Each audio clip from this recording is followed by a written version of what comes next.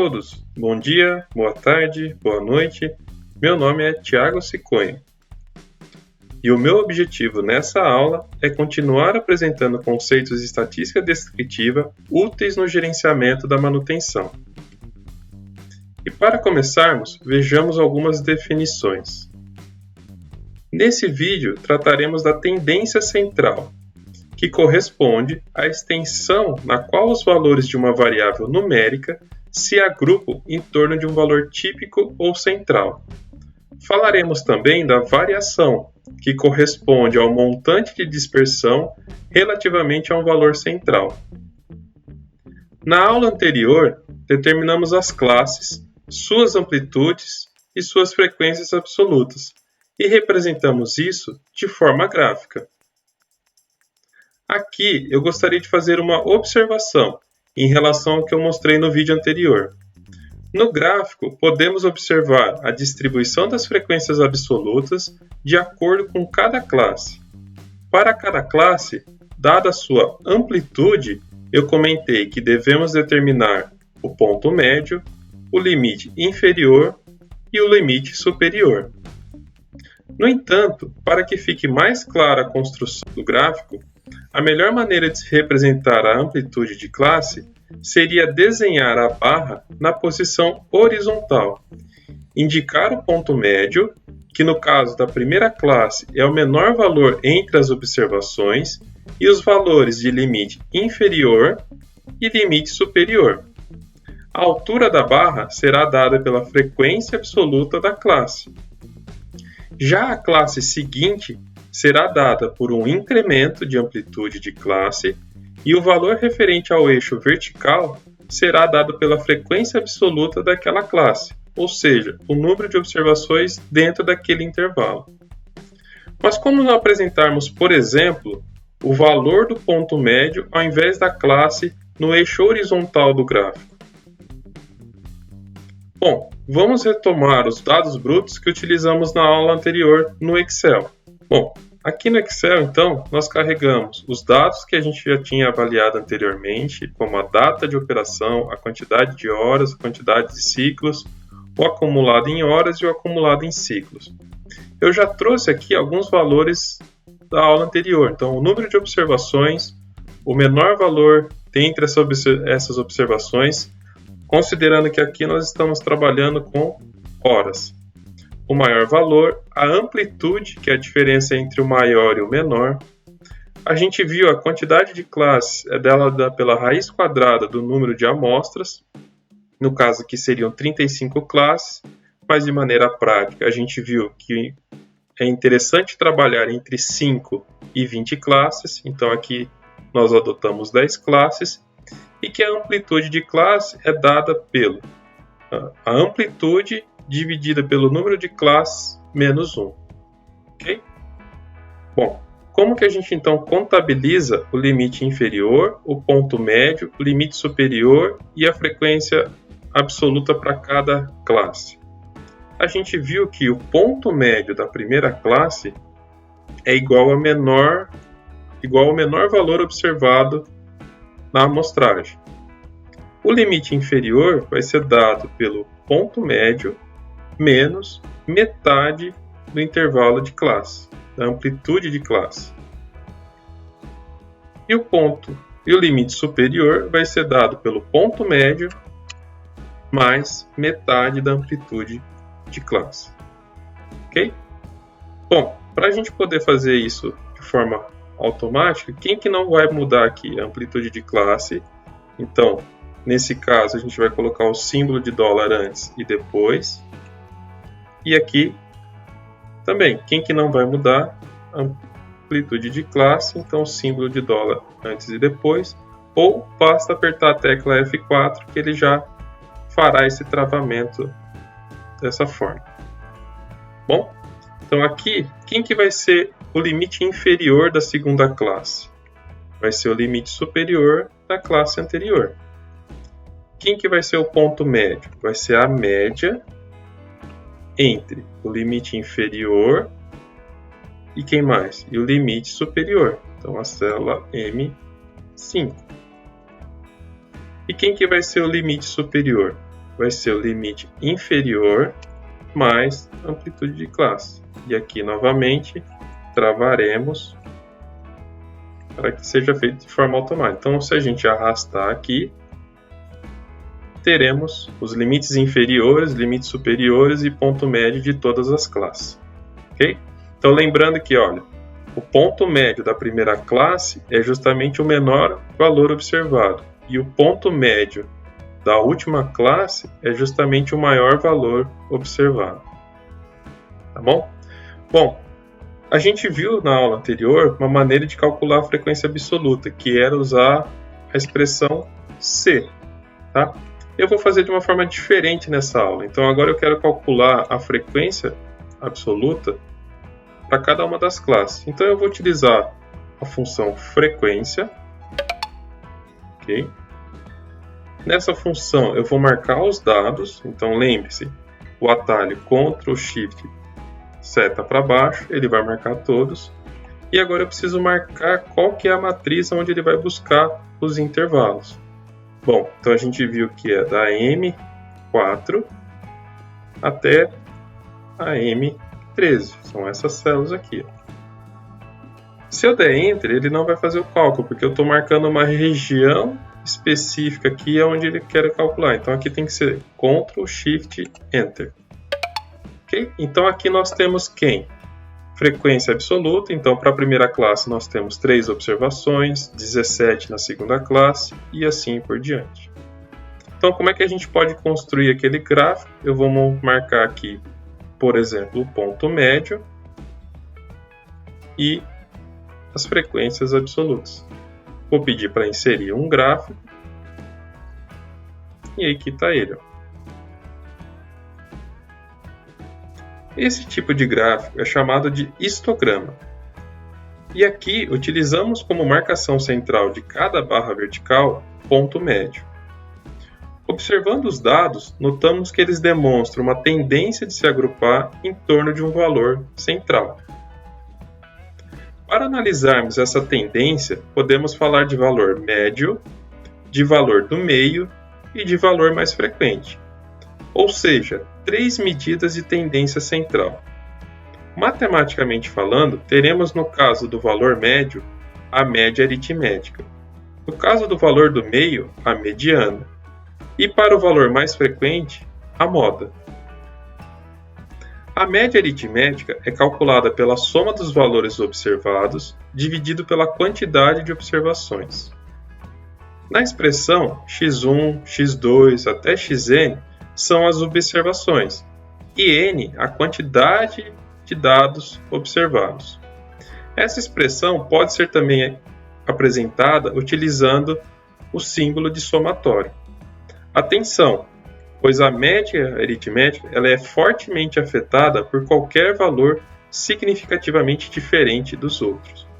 Veremos isso no Excel. Bom, aqui no Excel nós podemos calcular a média dos dados, então vou colocar aqui média, utilizando a seguinte função, média.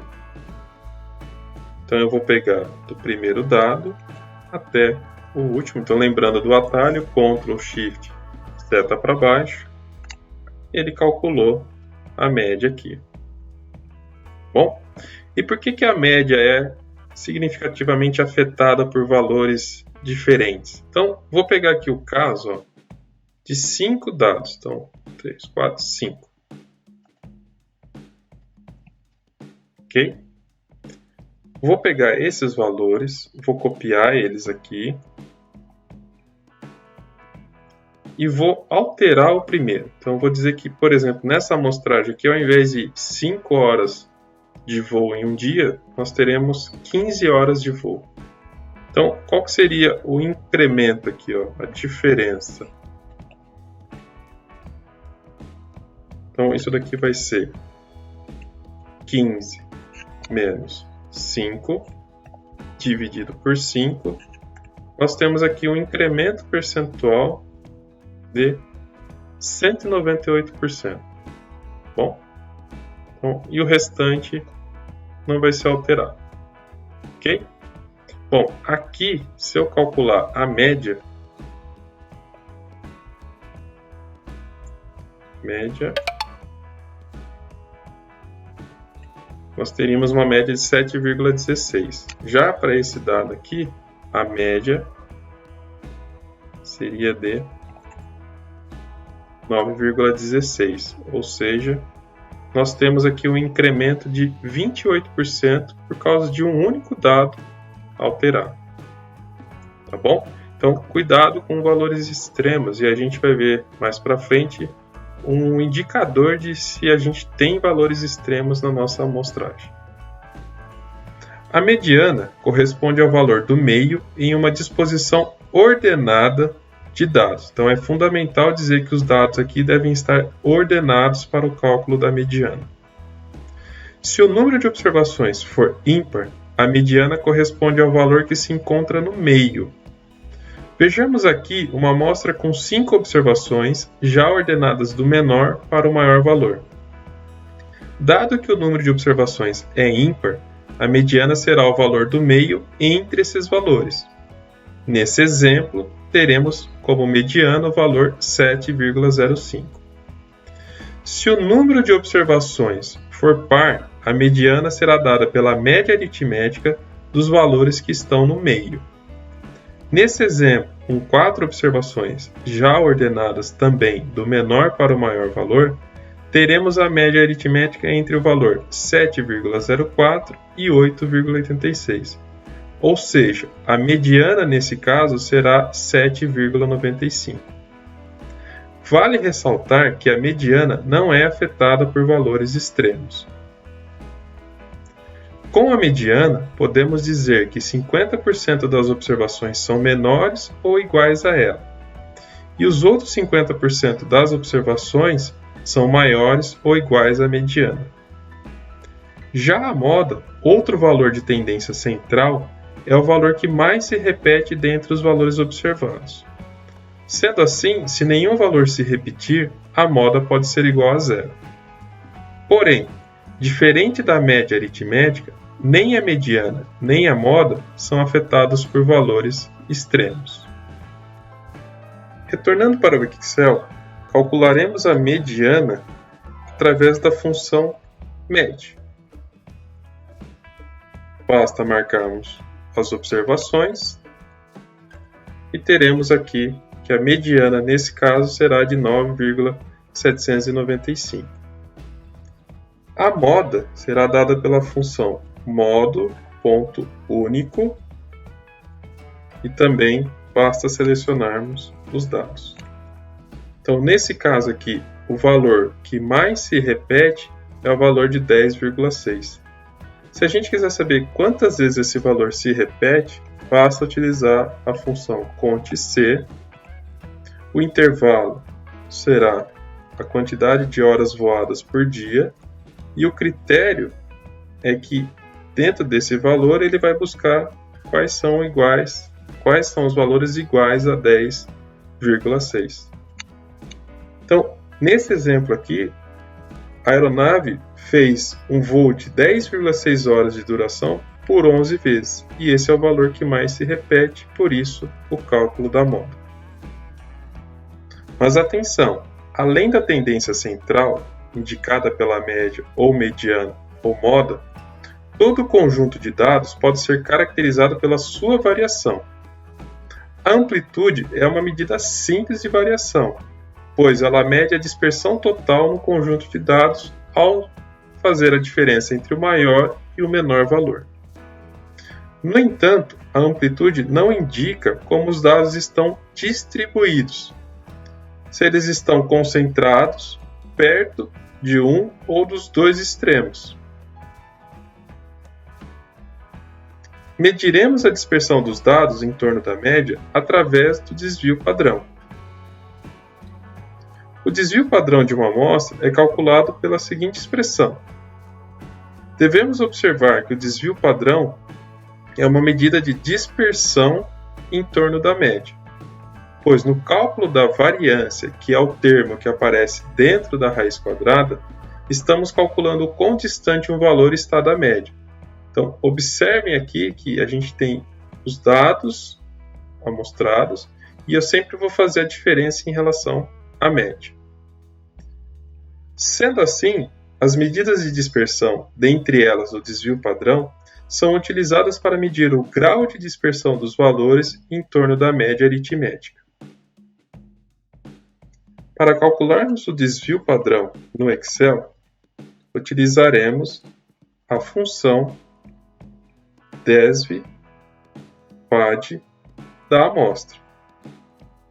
Basta selecionarmos o conjunto de dados e teremos que, nesse caso, o desvio padrão é de 2,275. Como vimos, a média e o desvio padrão da amostragem valem, respectivamente, 9,823 e 2,275. Pergunta: quantos dados estão dentro do intervalo dado pela média, mais e menos um desvio padrão? Vamos para o Excel. Então, para responder essa pergunta, eu já deixei preparado aqui os dados que a gente vai utilizar. Então, o que eu fiz? Eu calculei a média e descontei uma vez o desvio padrão. Então, 9,8 menos 2,3 dá 7,5. E assim por diante. Aqui eu descontei 2 vezes o desvio padrão, 3 vezes, 4 vezes. E também somei o desvio padrão. Então, a pergunta que eu fiz para vocês é: quantos valores estão nesse intervalo aqui de 7,5 até 12,1? Ou seja, o valor da média descontado uma vez o desvio padrão e o valor da média somado uma vez o desvio padrão. Então, a gente vai aqui utilizar a função frequência,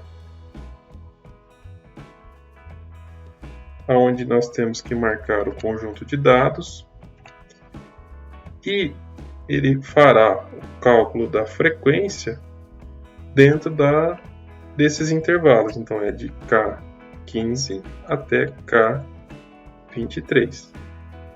Cuidado que aqui, se a gente der Enter, vai dar erro, porque a gente está pedindo para ele calcular a frequência somente nesse intervalo. Então, aqui a gente tem que usar Ctrl, Shift, Enter.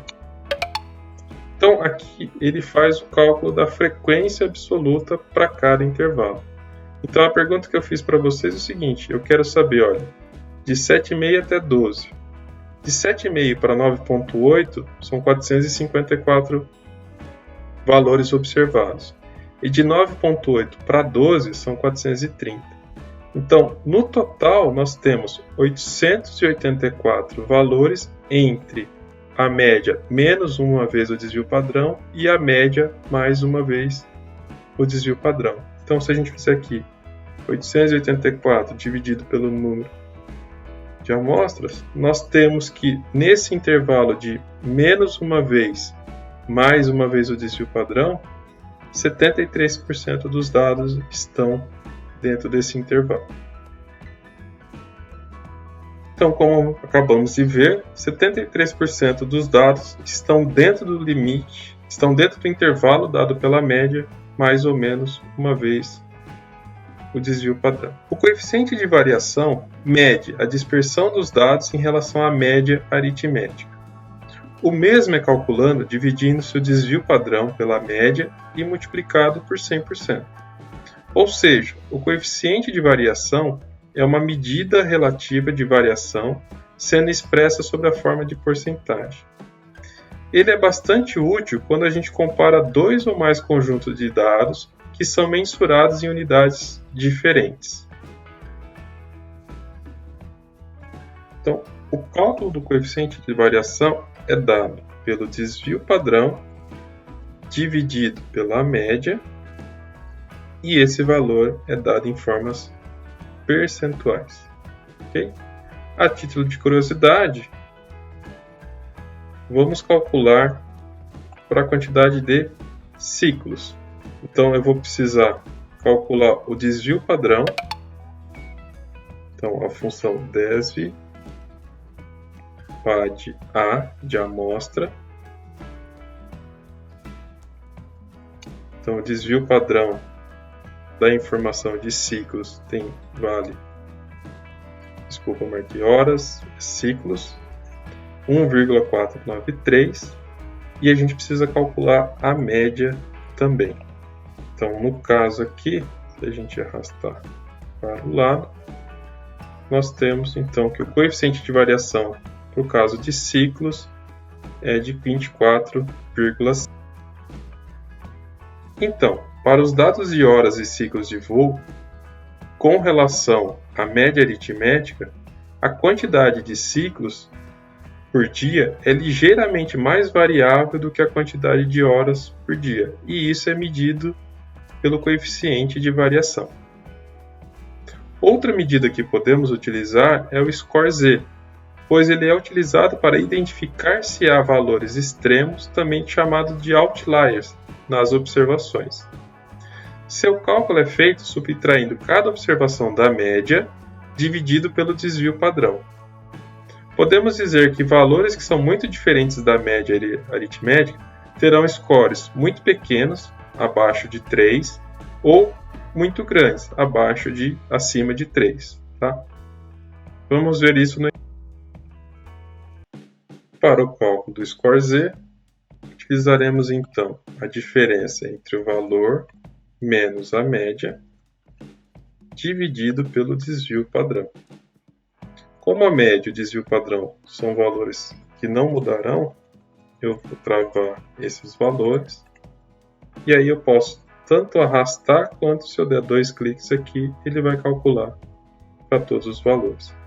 Então, vamos buscar qual que é o menor score Z e o maior score Z para saber se temos valores que são outliers, ou seja, são valores extremos.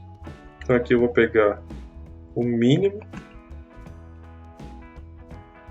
nesse conjunto aqui. Então nós temos um valor de menos 4,112 e vamos pegar o máximo dentro desses valores. Temos 5. Então, sim, nessa amostragem temos valores que são outliers, ou seja, são valores extremos e isso contamina o valor da média.